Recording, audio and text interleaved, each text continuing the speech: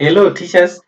This is Calvin's. I want to welcome you to this part 3 of job group promotion interviews tutorial. So I believe you will enjoy. So stay with me up to the end of the tutorials. Uh, you can also subscribe down there to my channel so that anytime I post such a video, you will be notified right away. So let us move to question 1. Question 1. So, on which grounds can a teacher be retired? On which grounds can a teacher be retired? So, teachers normally are retired on various grounds. So, let us look at them. One is age. When a teacher has attained a maximum mandatory age for retirement, then the teacher is supposed to be retired. Then we also have public interest. A teacher may be retired due to public interest. Then we also have medical or ill health. So sometimes a teacher may suffer or may be seriously ill. So such a teacher may be retired on the grounds of his or her health. Then we also have notice for retirement. Sometimes the teacher may want to retire. So the teacher will give a 3 months notice for retirement. So such a teacher is not denied retirement, is supposed to be retired. So those are the grounds on which the teachers can be retired. Then we have question 2. Name 3 types of retirement benefits. Name 3 types of retirement benefits. So normally we have pension. Pension is regular payments given to retired teachers, maybe as a result of them having contributed to pension scheme, so they will be given pension. Then we have gratuity. Then we have work injury. So question 3, name 3 or rather name different types of leave a teacher is entitled. Name different types of leave a teacher is entitled. So teachers are entitled to various leaves. Type of leave. 1, maternity leave. This leave is normally given to expectant teachers, and it normally runs for 90 days. It normally runs for 90 days. Then we also have paternity leave. Paternity leave is normally given to male teachers uh, as a result of their spouse uh, expecting. So they may apply for paternity leave, and this paternity leave normally runs, or rather, it's normally a maximum of 10 days within their spouse's maternity leave. Then we also have study leave. Then the next one is annual leave. Then the next one is sick leave. Remember sick leave? Sick leave normally is supposed to be 90 days, or rather 3 months for permanent and pensionable teachers. So it's supposed to be 3 months. Any other subsequent month, the teacher will be given half a pay. Otherwise, if it runs for 3 months, then the teacher will be given full pay. But anything beyond 3 months, the teacher will now earn half pay. So we have sick leave. Then we have compassionate leave.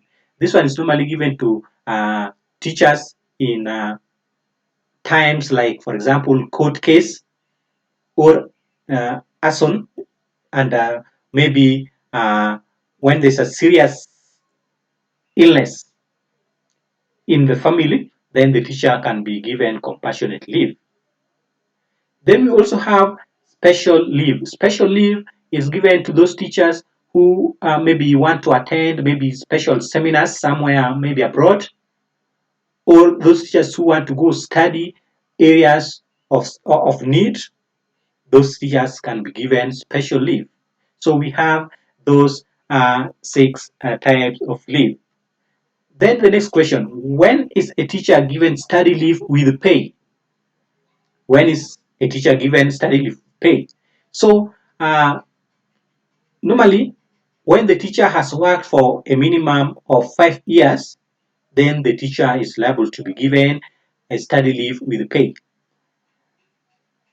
Again, when the teacher is seeking to undertake a degree in education or postgraduate diploma in education, then that teacher can be given study leave with pay.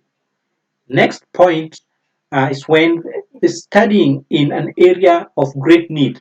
So when the teacher is going to undertake study in an area of a great need, then that teacher can be given a study leave with pay.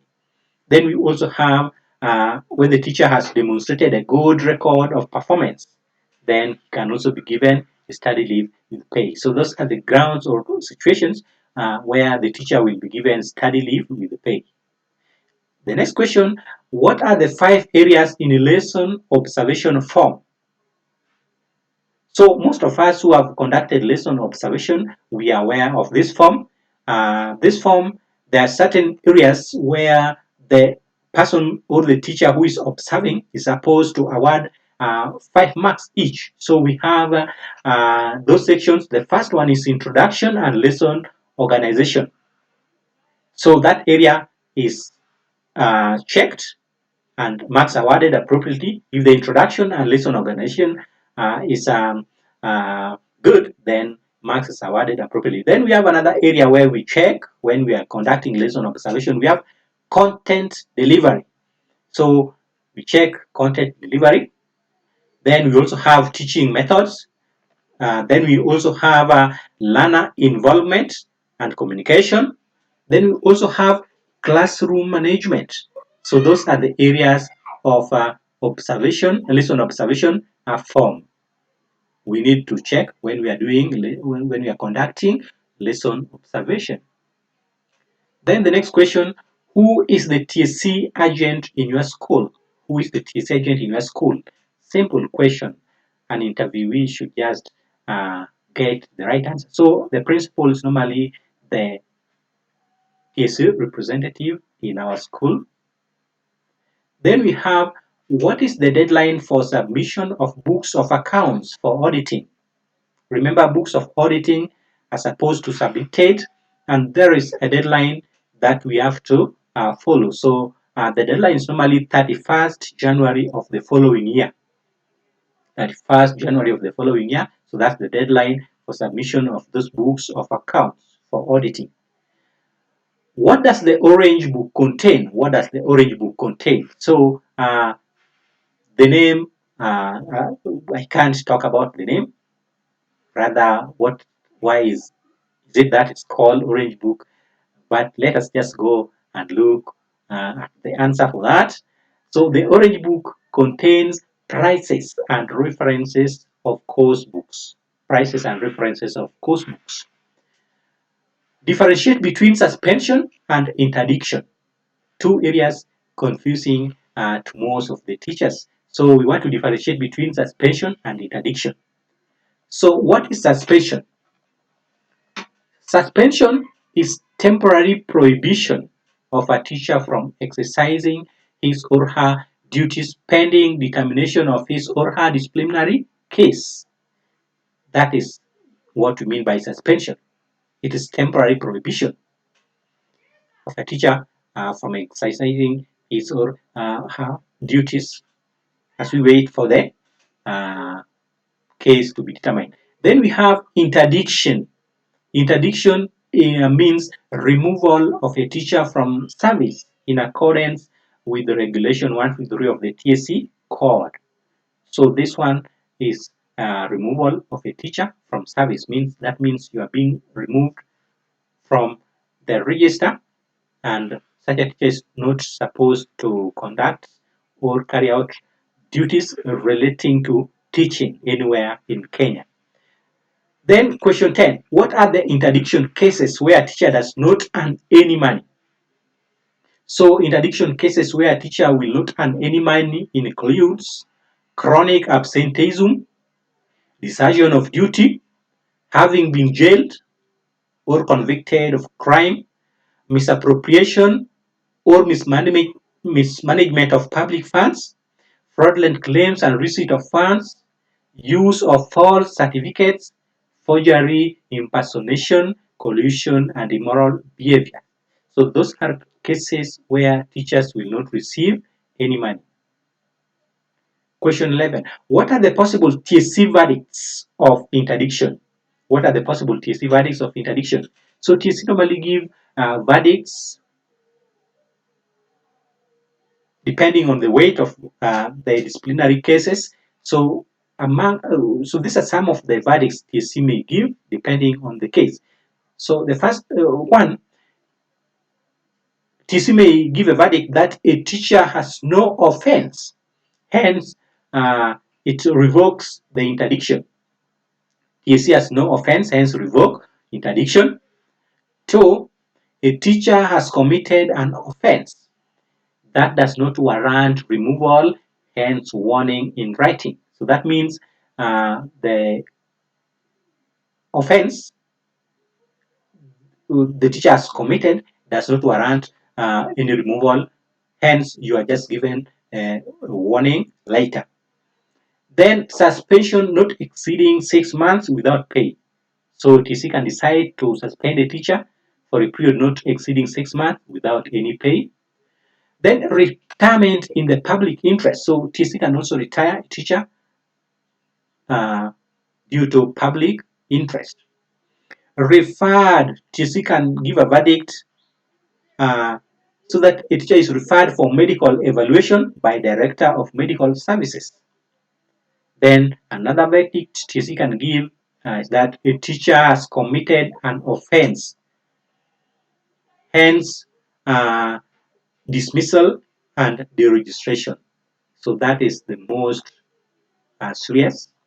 That now the judgment or the verdict is that you have committed an offense and therefore you are to be dismissed and deregistered.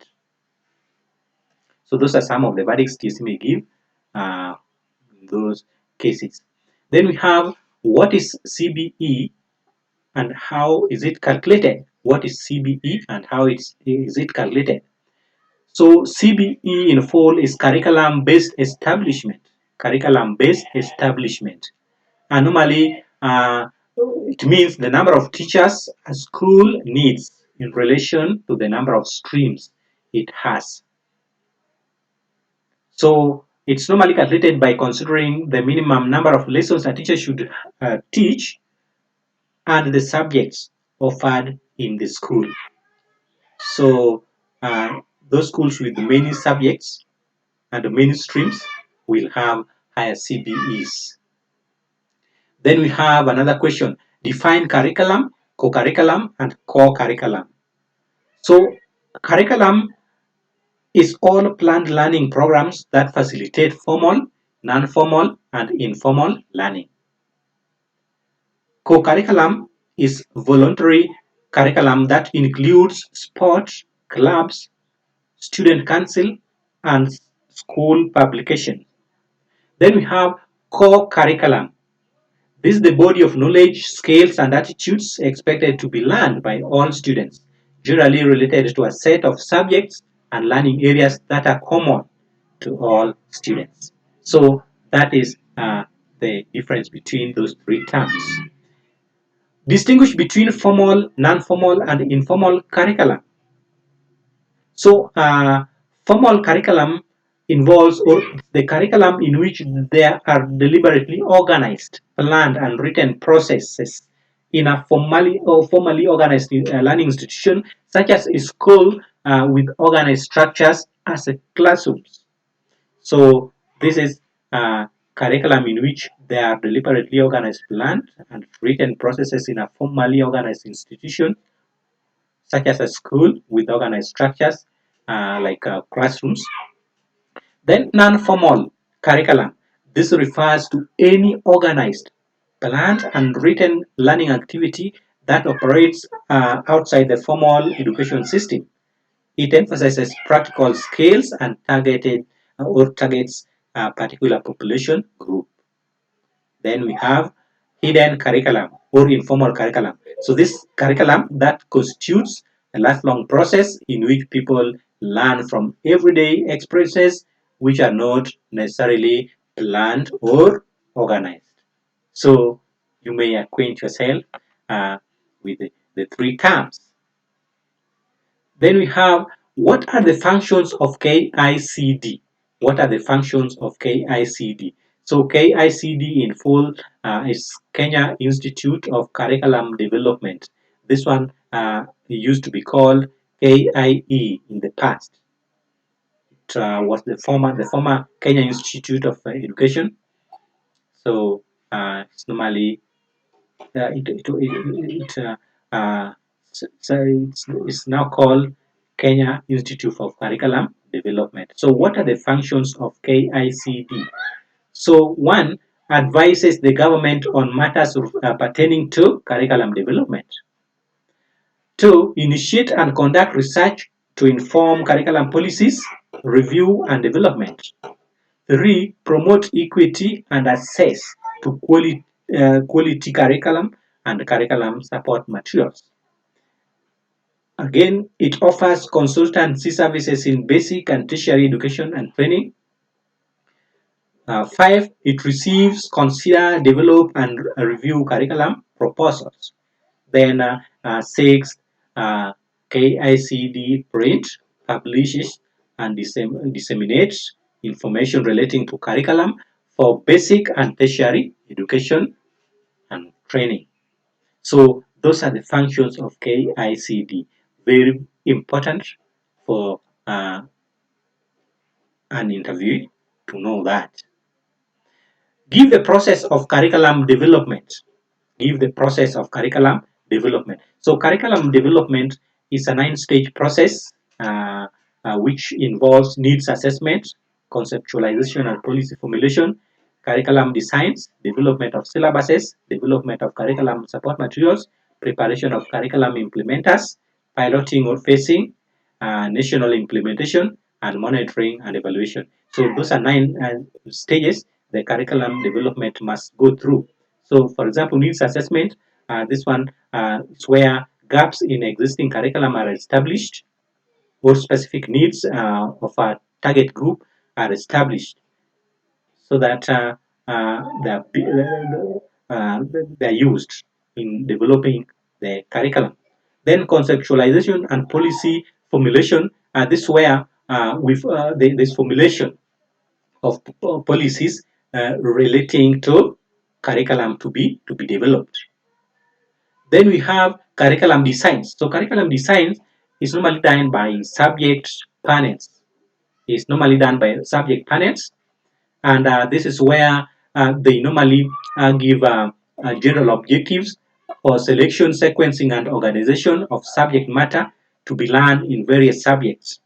Then you also have the development of syllabus. So this one is normally done by course panels. This is normally done by course panel, and it's done from, or it's done after curriculum designs. So it's normally done from curriculum designs. Then we have a development of curriculum support materials. So this is where teachers' handbooks, training manuals, audiovisuals, and so on are normally made. So, and any other supplementary curriculum support materials, that is where we make them. Then we also have preparation of curriculum implementers, preparation of curriculum implementers. So quality assurance and standard officers, for example, are normally oriented in preparation for national implementation. That is the stage where orientation of quality assurance standard officers normally is done in preparation for national implementation. Then we also have piloting or phasing. So this is where the curriculum is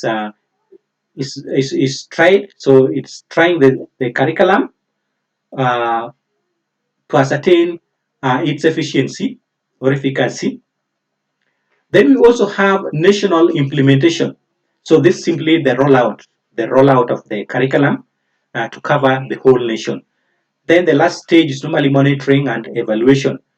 So monitoring and evaluation is just it helps in establishing to what extent the objective of the curriculum has been achieved. So, so that any bottleneck can be addressed. So those are the 9 stages the curriculum must go through so that we have a very good curriculum at the end. Then we have another question. What is the difference between curriculum and syllabus? Curriculum is all planned learning programs that facilitate formal, non-formal, and informal learning, while syllabus is a course outline comprising of a collection of topics on the same subject matter. So an interviewee is supposed to master that. Then who publishes for the Ministry of Education? Then you find that KLB normally officially will normally publish for the Ministry of Education. Then we have what are the core functions of NEC? What are the core functions of Kenya National Examination Council? One, it develops national examination tests. Two, it registers candidates for the Kenya National Examination Council examinations. Three, NEC conducts examinations and process the results. 4. NEC awards certificates and diplomas to successful candidates. 5. NEC issue replacement certificates and diplomas. Then 6. NEC will normally conduct educational assessment research. That will mark the end of part 3 of job group promotion interview tutorial. Thank you for watching and welcome next time. Kindly subscribe to my channel so that you get notification anytime I post such a video. Thank you very much. God bless.